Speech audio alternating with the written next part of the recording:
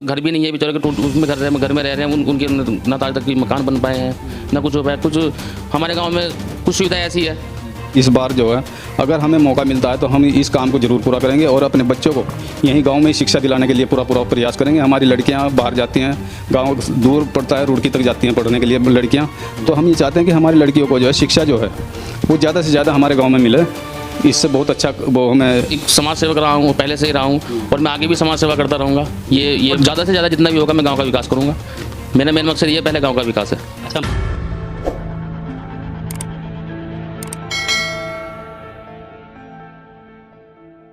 नमस्कार। इस समय मौजूद है हरिद्वार जिले के गांव मूलदासपुर माजरा के अंदर, जहां पर ग्राम पंचायत चुनाव की मद्देनज़र देखते हुए उनको चुनावी मैदान में हमारे बीच में मौजूद है भाई अभिषेक सहगल जी। उनसे जानने का प्रयास करते हैं कि गांव के अंदर आखिरकार उन्हें इस क्षेत्र में आने का क्यों ज़रूरत आन पड़ी और क्या क्या उनके मुख्य मुद्दे रहेंगे। सर, स्वागत है सब आपका। Thank you sir. चुनावी माहौल जो चल रहा है, ग्राम पंचायत का आप चुनाव लड़ रहे हैं, जैसे कि नौजवान है, युवा के पीछे ज़्यादा भीड़ भी होती है, तो क्या मजबूरी आन पड़ी जो आप चुनावी मैदान में?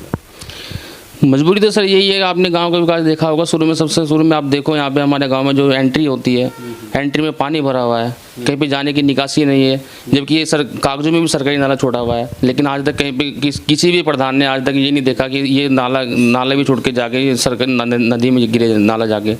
लेकिन एंट्री जब ऐसी गांव की होगी तो दूसरा आदमी कोई भी बाहर से आता है, मेहमान है, कोई भी है, वही आदमी आके देखेगा कि भैया जब एंट्री ऐसी है तो गांव का प्रधान क्या विकास कर रहा होगा गांव का।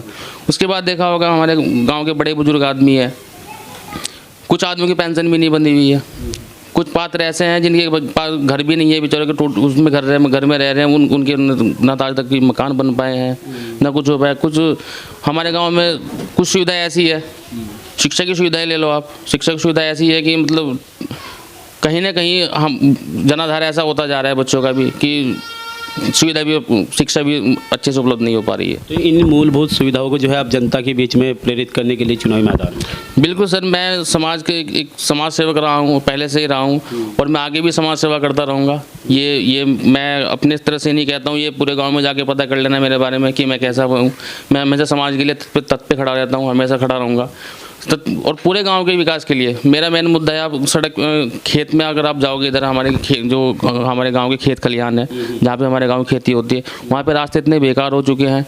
वहाँ पे आप बरसात में मोटरसाइकिल पे बुग्गे पे जाना तो बहुत दूर की बात है, आप क्या बोलते हैं वहाँ पैदल भी नहीं निकल पाओगे।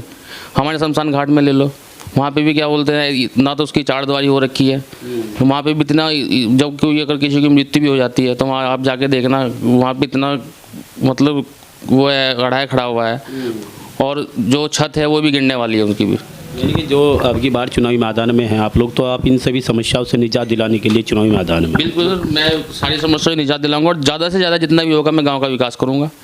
मेरा मेन मकसद ये पहले गांव का विकास है। अच्छा, हमारे चैनल के माध्यम से जनता से क्या अपील चाहेंगे? मैं आपके चैनल के माध्यम से जनता से ये अपील चाहूँगा कि मुझे एक बार ज़रूर मौका दो और एक बार आप मौका दोगे, सेवा का मौका दो और मैं अपने उस पर खरा उतर के आपको दिखाऊँगा। मैं और प्रधान की तरह नहीं करूँगा, मैं एक निडर प्रधानता करूँगा जैसे कि मेरे पिताजी ने भी की है और मैं भी ऐसे ही प्रधानता करके दिखाऊँगा आपको।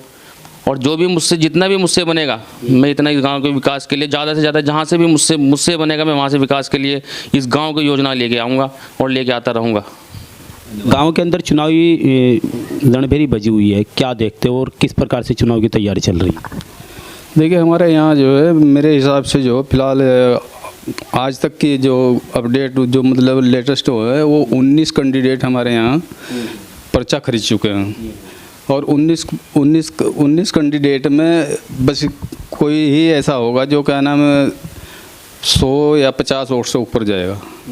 लेकिन हम अपनी बारे में नहीं बताते। अब हमने तो जब 1995 में और 2000 तक जब हमने अपना प्रधानता का कार्यकाल किया, उसमें हमने बहुत विकास किया, लोग बाग आज भी याद करते हैं। लेकिन इन 20 सालों में 2000 से 2022 तक कितना विकास हुआ ये लोग खुद भी कह रहे हैं कि हम जो शासन या जो प्रधानता की है वो 1995 और 2000 के बीच हुई है।